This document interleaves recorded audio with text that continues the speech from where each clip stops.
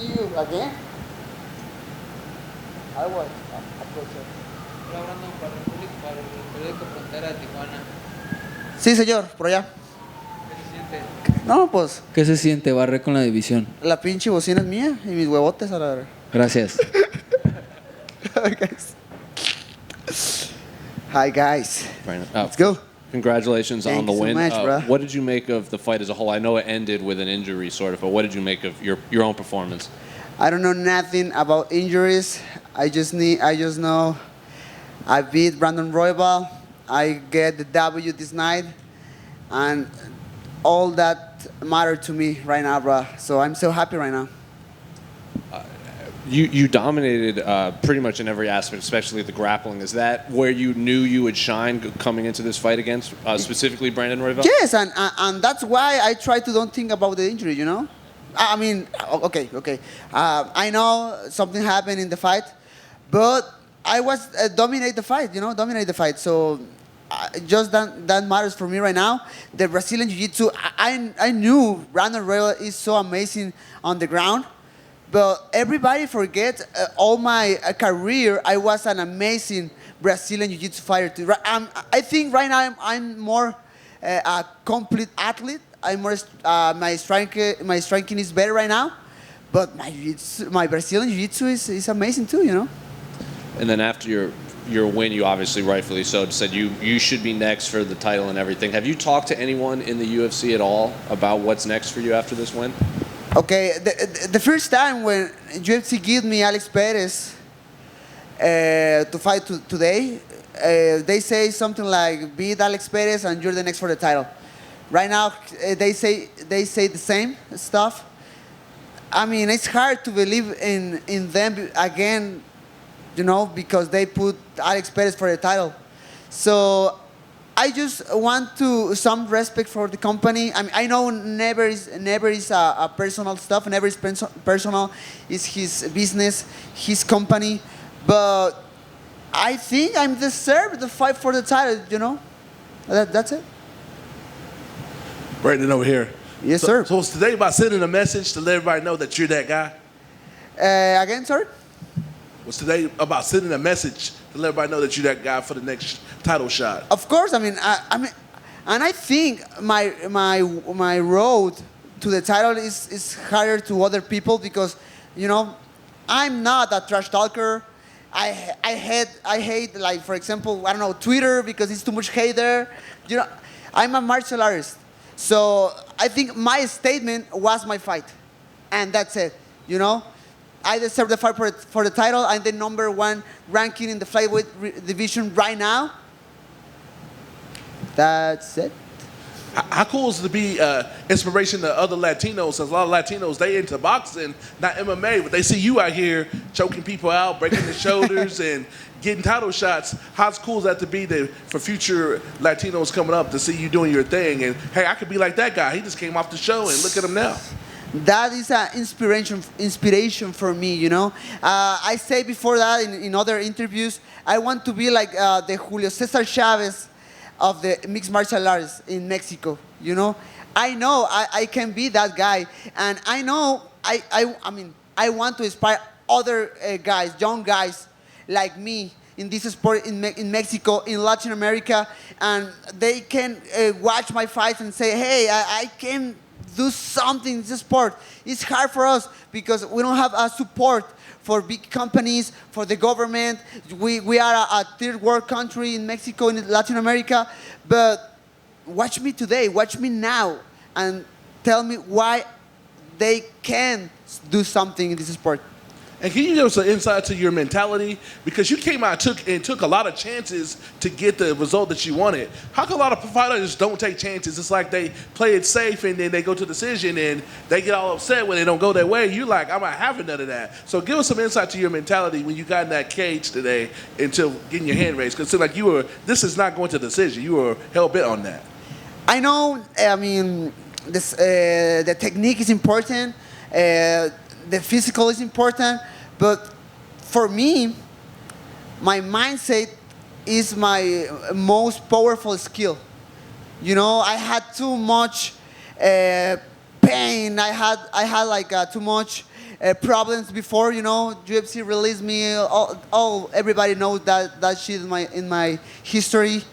But my mindset is my first skill right now. I know I can beat everybody, and that's why I'm here right now. Final question for me: who you match up better with, Perez or Figueiredo?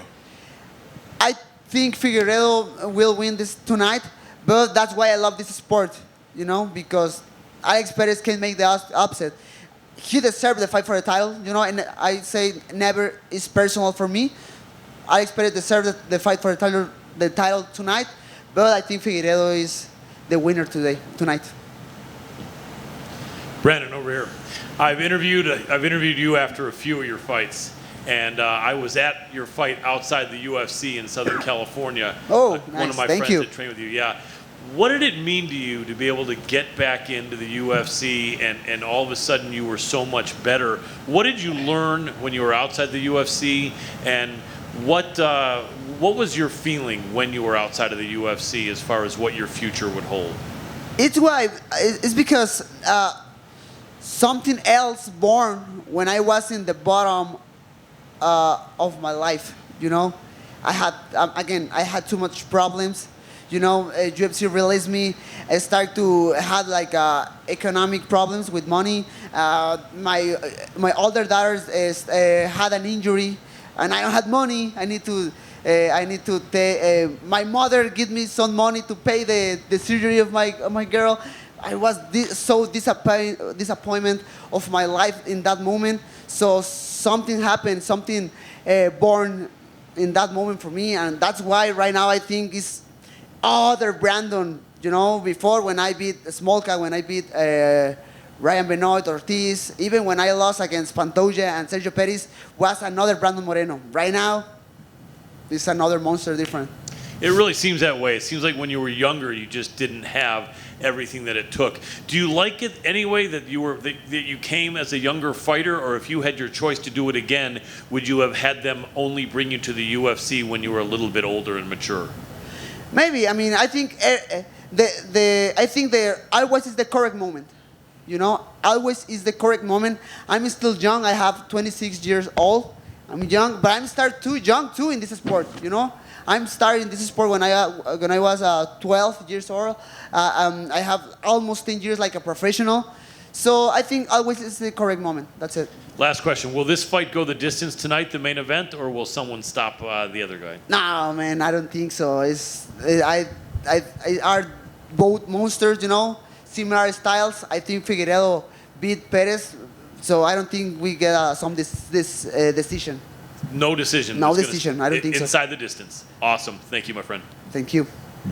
Brandon, what's up, man? Yeah. Hey.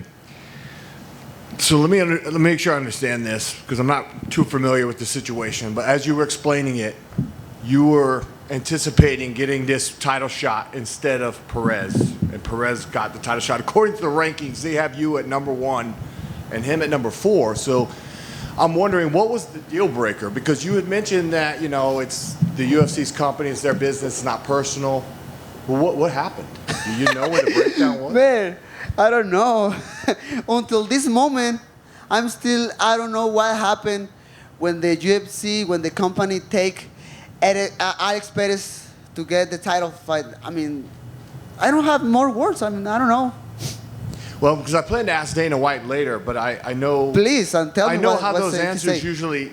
Yeah, when you ask him those questions, it's typically the same answer. You know, we offered them the fight. I don't know if he said that about you, but I plan to ask him. We offered them the fight, didn't take it. Well, we don't really know. I mean, did it come down to money, you think?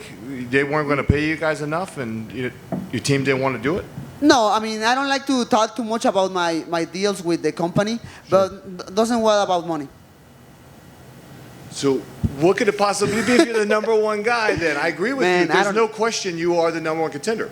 I mean, it's obviously something happened at that moment, you know. Just my manager called me one night and say, hey Brandon, I talked with the UFC, Cody Garbrandt had some injury in his bicep, but they decided to take Alex Perez and not you. Man, in that moment when my manager told me and said me that I was mad, disappointment, sad, a lot of different emotions, you know. Well, stay tuned because later this evening, hopefully, we'll have that answer from Uncle Please. Dana himself. For you. Please. Yes, sir. Thank you. Thank you. Brandon, two more things here. Let's go. When you were going for a rear naked choke, and it looks like you had a little bit of a face crank going as well because you weren't getting under the chin, did you feel like you were close to getting him to tap to the face crank? Yes, in some moment, yes, I feel like all his chin, you know. You can take the real naked choke under the chin, Yeah. but if you all this part of the shin, you can make the tap. But he rolled, Turning his head. turned his head really well, and I can just hold the position, and that's it. And can you tell us where do you think the injury happened to him? Was it from that position, or were you aware of that I mean, during the fight? he tried to go stand up in that position, but I put a lot of pressure with my hips. Maybe that, I don't know. I need to watch the fight again and see what happened. But before that, I was very dominant in all the positions, you know. So I will try to don't think too much about the injury, and that's it. Makes sense. Thanks so much. Thank you. Let's go. Felicidades. Hey, muchas gracias. Preguntar esto, suponiendo que no te dejen retar por el título, Ok. ¿cuál es el próximo paso en la carrera de usted? Ahorita vacaciones, ¿sabes algo?